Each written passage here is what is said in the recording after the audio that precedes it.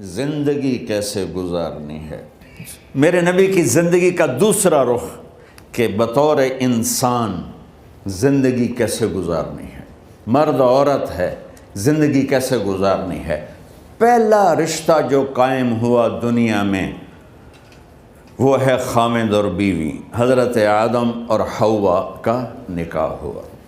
اللہ تعالیٰ نے عورت کو کمزور بنایا تو پہلے دن سے اس کو عزت اور احترام دیا تاکہ ساری زندگی اس کمزوری سے ناجائز فائدہ نہ اٹھایا جائے بلکہ اس کو عزت دی جائے۔ کہ آدم علیہ السلام کے لیے مٹی اکٹھی کی، پانی ڈالا، گوندھا اور ایک اسٹیچو بنایا اور ڈال دیا۔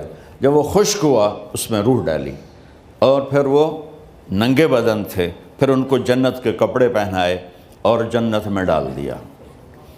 اس کائنات کا حسن بھی عورت سے ہے اور جنت کا حسن بھی عورت سے ہے۔ حضرت آدم علیہ السلام جنت میں، لیکن بابے جی دا دل ہی نہیں لگتا،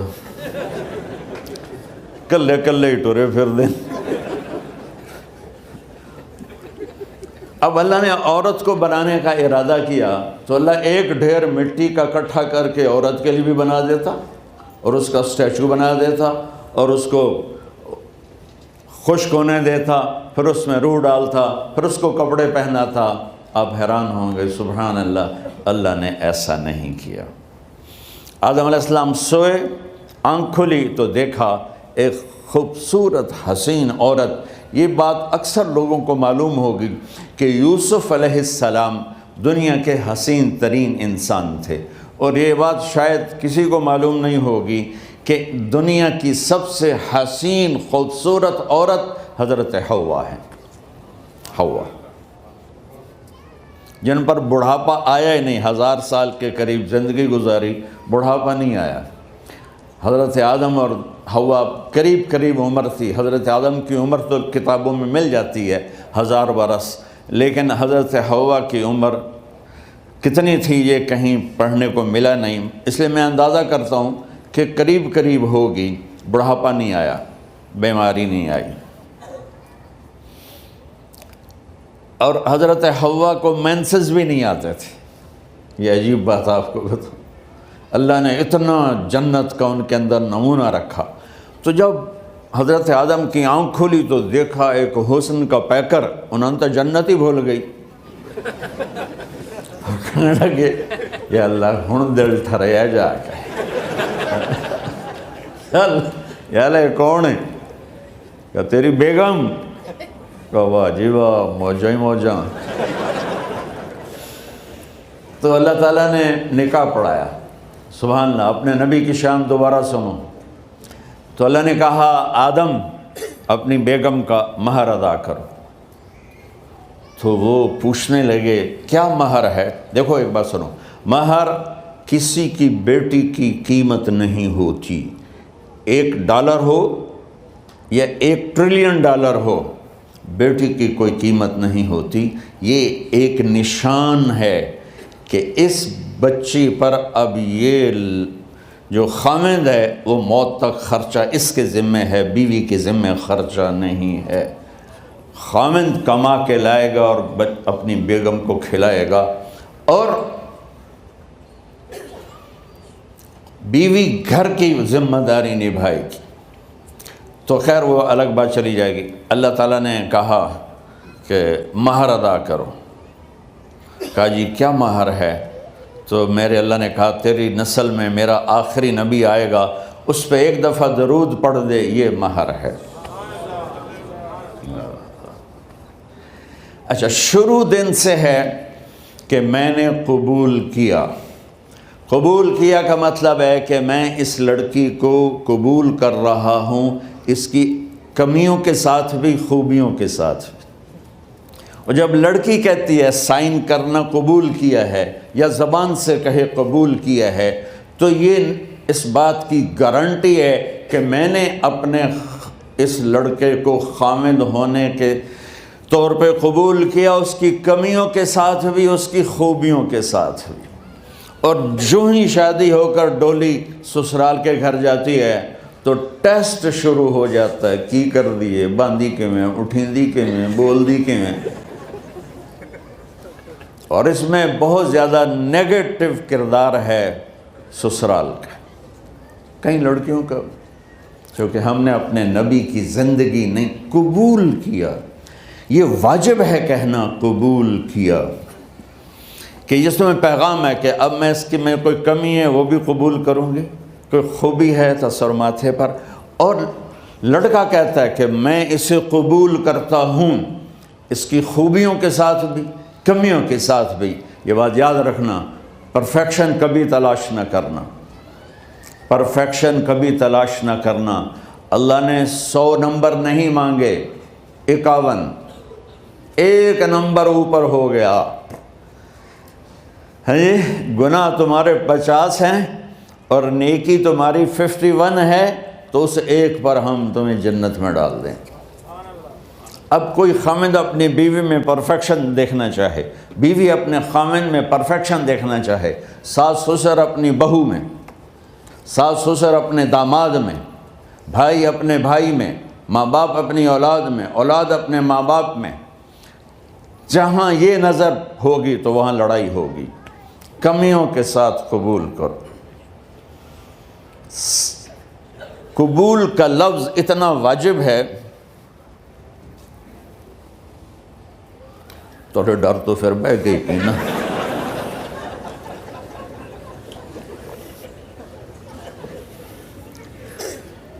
قبول کا لفظ اتنا ضروری ہے کہ اس کے بغیر نکاح ہی نہیں ہوتا۔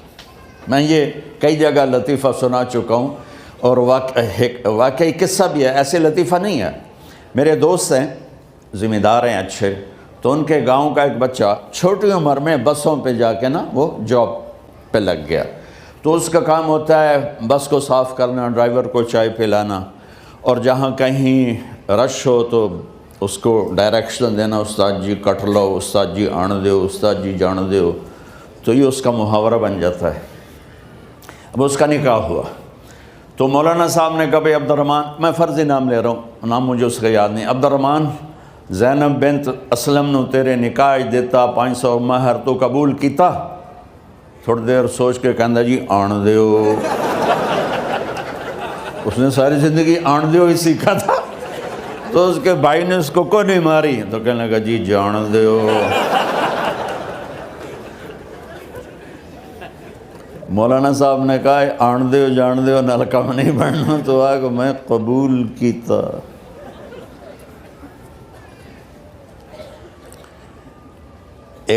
یہ بھی صحیح واقعہ سنا رہا ہوں۔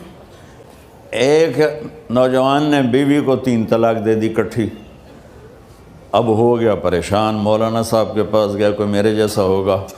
مولانا صاحب 3 طلاق دے بیٹھا، کوئی مسئلہ کا حرام؟ کہا جی کوئی رستہ حرام، کوئی گنجائش حرام۔ اس نے جیب سے موٹا سا لفافہ نکالا اور مولانا کے جا نماز کے نیچے ڈال دیا کہ مولانا صاحب کوئی گنجائش؟ کہ ہن تو سوچنا ہی پوے کی آکھیا ہی تو اپنی بیگم نو؟ اس آکھیا جی میں آکھیا ہی 3 طلاق، اس آکھیا مبارک ہوئے طلاق نہیں ہوئی۔ میں آکھیا جی او کیویں؟ آکھے او جڑا یہ طلاق ہے عربی دا لفظ، اس سے چاکھنا پمدا ہے طلاق۔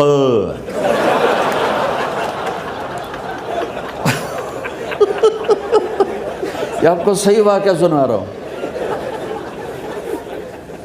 تو تم نے تو چھوٹے کاف کے ساتھ کہا ہے طلاق، او کاف تا کتے آلا ہے، موجاں کر، ایک لفافہ ہو راوے تو چاہے ساری زندگی دا حلال کر دے۔ لفظ قبول اتنا ضروری ہے۔ تو میرے نبی نے 11 شادیاں کی، اللہ کی قسم شوق کی نہیں تھی۔ ما تزوجت وما زوجت الا بوحی من السماء نزل به جبریل۔ کہ لوگوں سن لو میری بات غور سے، مجھے عورت کی کوئی رغبت نہیں ہے، میں نے جہاں شادی کی، جہاں بیٹی کی شادی کی، پہلے اللہ نے آسمان سے جبریل بھیج کے حکم دیا، پھر میں نے قدم اٹھایا۔ تو پہلا رشتہ خامند اور بیوی ہے جو اس کائنات میں جڑتا ہے، یہ دنیا کا سارے رشتوں میں نمبر 1 رشتہ ہے، سب سے خوبصورت رشتہ ہے، سب سے اہم رشتہ ہے، سب سے بڑا رشتہ ہے۔ والدین کے لیے چند آیات ہیں، اولاد کے لیے چند آیات ہیں، بہن بھائیوں کے لیے چند آیات ہیں، خاوند اور بیوی کے لیے سینکڑوں آیات ہیں، سینکڑوں۔ تو اگر آپ اپنے گھروں میں کامیابی دیکھنا چاہتے ہو، اپنے گھر کو ہاؤس کی بجائے ہوم دیکھنا چاہتے ہو، خوشی کا اگر آپ اسے گہوارہ بنانا چاہتے ہو، اللہ کی قسم ڈگریوں سے نہیں ہوگا، محبت سے ہوگا۔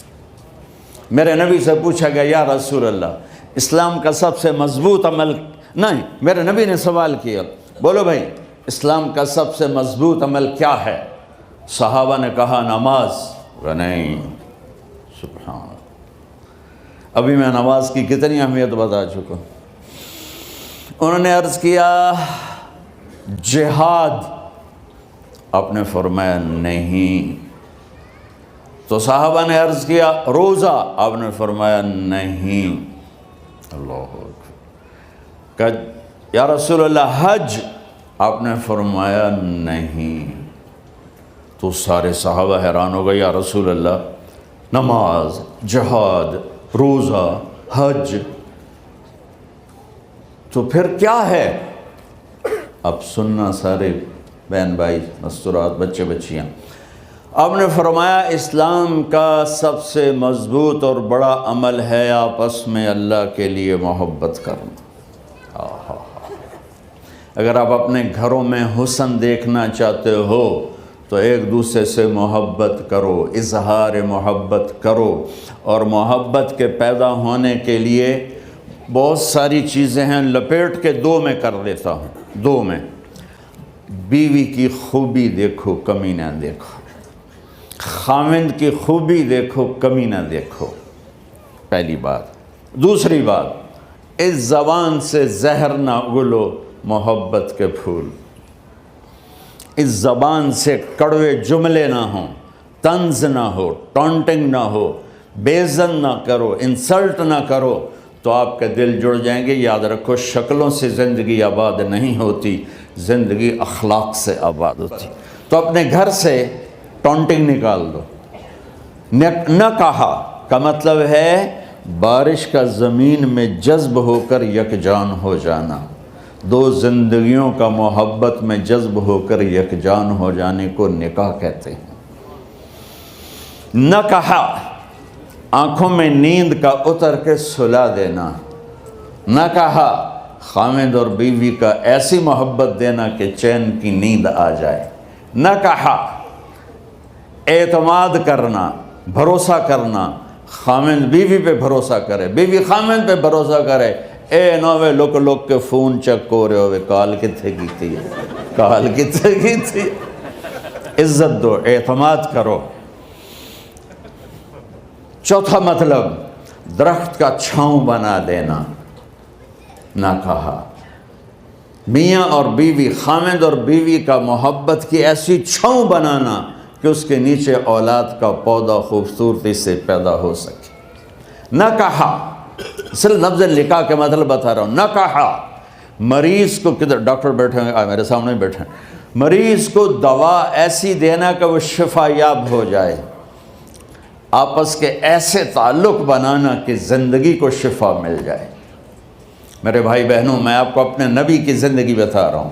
میرے نبی نے 11 شادیاں کی، اللہ ذوالجلال کی قسم، صرف ہمیں زندگی سکھانے کے لیے کہ گھر کی زندگی کیسے ہوتی ہے اور اولاد کو کیسے پالا جاتا ہے۔ اب لوگ کیا مجبوریاں ہیں کہ عورت بھی جاب کرتی ہے، مرد بھی جاب کرتا ہے۔ عورت کی سب سے بڑی جاب اپنی نسل کو پالنا ہوتا ہے۔ جب یہاں ٹائم نہیں ملتا بچے کو، نہ ماں سے ملتا ہے نہ باپ سے ملتا ہے، تو پھر وہ جنگل کا پودا بن جاتا ہے۔ یہ تو وینکوور ہے، فیصل آباد کی بات سناتا ہوں۔ میرے بچے جس اسکول میں پڑھتے تھے ان کے پرنسپل سے میری دوستی تھی، میں ملنے گیا ایک دن، تو کہنے لگے جی عجب واقعہ ہوا ہے کہ یہاں 2 بچے پڑھتے ہیں، ان کی ماں بھی ڈاکٹر ہے اور باپ بھی ڈاکٹر ہے، تو وہ دونوں آئے ہیں میرے پاس کہ ہمارے بچوں نے 3 دن ہو گئے ہیں گھر میں کھانا نہیں کھایا، تو ہم پریشان ہیں، ہمیں بتاتے نہیں، کائنڈلی آپ پوچھ کے بتائیں کہ وہ کھانا کیوں نہیں کھا رہے۔ ایک باری کر کے بھی دکھا دو.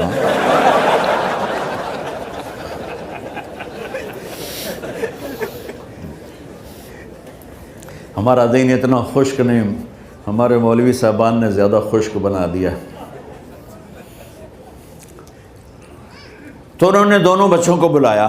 سننا، سارے فیملیز بیٹھے ہو جہاں میں فیملی کی زندگی کو فوکس کر کے نبی سے جوڑ کے بتا رہا ہوں، طارق جمیل کے تجربے نہیں بتا رہا. دونوں بچوں کو بلایا. بیٹا آپ کھانے کو نہیں کھا رہے؟ کہا جی ہم اپنے ممی اور بابا کے سامنے نہیں بتائیں گے. تو انہوں نے دونوں کو باہر بٹھا دیا. پھر پوچھا اب بتاؤ کیا مسئلہ ہے؟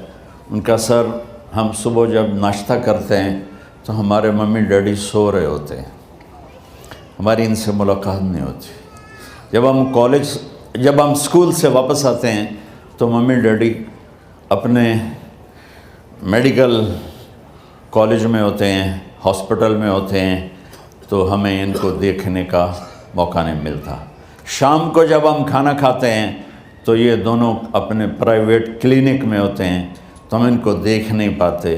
پورا ہفتہ گزر جاتا ہے، ہمیں ماں باپ کی شکل نظر نہیں آتی. تو ہم نے اسٹرائک کی ہے کہ ایسے ماں باپ کی روٹی کیا کھانی جو اپنی شکل بھی نہ دکھا سکیں. تو اس لیے ہم نے کہا ہم نے بائیکاٹ کیا ہے، گھر میں نہیں کھانا ہے. تو ایسی لائف مت بناؤ. یہاں ایک بہت بڑا چکر شیطان دیتا ہے، بڑی گاڑی لے لو، $100 کی قسط تو ہے، اور بڑا گھر لے لو، $200 یا $100 کی قسط تو ہے. پھر میاں بھی کام کرے، بیوی بھی کام کرے، جو کہ بڑا گھر باقی رہے، تو خوشیاں تو مٹ گئیں. جو ڈبل جاب کرے گا، پھر ڈبل جاب کرتے ہیں. ڈبل جاب کرنے والا بیچارہ تھکا ہوا ذہن لے کے آتا ہے، وہ کیسے ٹائم دے گا اپنے بچوں کو خوشی کے ساتھ؟ جو ماں جاب کر کے آئے گی پھر کھانا پکائے گی، وہ جب اتنی تھک جائے گی تو اپنے بچوں کو کھلا ٹائم کیسے دے سکے گی؟ پوری کائنات کی ذمہ داری تھی میرے نبی کے سر پر، اور آپ اس کے باوجود روزانہ حسن حسین کے لیے وقت نکالتے تھے. اور انہوں کو آ کر کوئی لیکچر نہیں. دیکھو ماں باپ سے ایک بات کرتا ہوں، لیکچر تھوڑا دو، محبت زیادہ کرو. یہ نہ کرو، یہ کیوں کیا، یہ کرو، یہ کرو، یہ چھوڑ کر صرف سینے سے لگاؤ، صرف محبت دو. کمیوں سمیت بچوں کو قبول کرو، ان کی زندگی تبدیل ہو جائے گی. اتنے بڑے نبی، اتنی بڑی ذمہ داری، اور اتنا درد سینے میں کہ آپ کے سینے سے ایسے ابلنے کی آواز آتی تھی جیسے ہانڈی ابلتی ہے. اس کے باوجود آپ روزانہ کہتے این اللقا، میرے شرارتی بچے کدھر ہیں؟ تو وہ بھاگے بھاگے آتے. دیکھو میں فزیکل کر کے بتاؤں گا تاکہ آپ کو پتہ چلے زندگی کیسے گزاری. کہ میرے شرارتی بچے کدھر ہیں؟ 7 بر اعظم کی ذمہ داری ہے. وہ تھوڑی چھوٹیاں جابن تو تسی کہتے ہو بزی بڑے ہیں، بزی بڑے ہیں. میرے نبی پہ 7 بر اعظم کے انسانوں کی ذمہ داری ہے، اور آخری آنے والے انسان تک کی ذمہ داری ہے. اس سے بڑی جاب کس کی ہوگی کائنات میں؟ اور پھر آپ روزانہ آتے ہیں این اللقا، میرے شرارتی بچے کدھر ہیں؟ تو حسن حسین بھاگے بھاگے آتے. آپ ان کے لیے یوں ہو جاتے تھے، آؤ بھائی میری کمر پہ چڑھ جاؤ. اپنے نبی کی عظمت کو جانو کہ انہوں نے زندگی کیسے سکھائی. چاند کے 2 ٹکڑے کر دینا کوئی معمولی بات ہے، آسمان چیر کے چلے جانا معمولی بات ہے، ایک زندگی سکھا کے جانا سب سے بڑی بات ہے.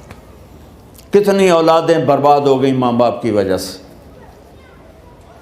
کتنے گھر اجڑ گئے ساس سسر کی وجہ سے، کتنے گھر اجڑ گئے لڑکی کے بدتمیز ہونے کی وجہ سے، کتنے گھر اجڑ گئے لڑکے کے شرابی اور باہر کی گندگی کی وجہ سے. زندگی سیکھو. یہ اتنے بڑے نبی ہو کر آپ یوں ہو رہے ہیں جیسے میں نے آپ کو کر کے دکھایا.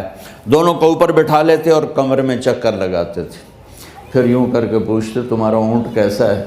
سوال. پھر دونوں کو اتار لیتے اور اپنی نواسی زینب، جن کو حضرت علی کی وراثت ملی کس کی؟ علم کی، فصاحت اور بلاغت کی، ان کو کمر پہ بٹھا لیتے اور اکیلی زینب کو پورے گھر میں چکر لگواتے تھے۔ اور بھی دکھ ہیں زمانے میں محبت کے سوا، راحتیں اور بھی ہیں وصل کی راحت کے سوا، کیا صرف کمانا ہی کام ہے؟ ادھار کی زندگی سے بچو، خوش و خرم رہو، اس کو قسط دینی ہے، یہ قسط دینی ہے، یہ قسط دینی ہے، یہ دینی ہے، سر میں درد نہیں ہوگا تو اور کیا ہوگا؟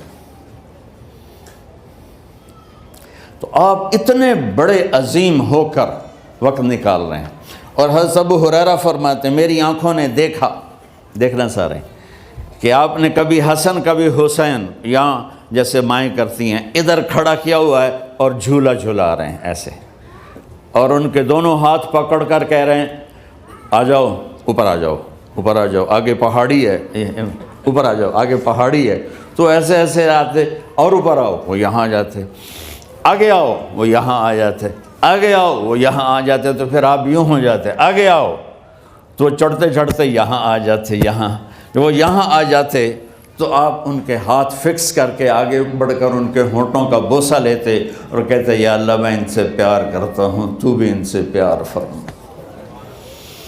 بھائیو اللہ کی قسم، پیسے سونے چاندی سے زندگی میں خوبصورتی نہیں آتی،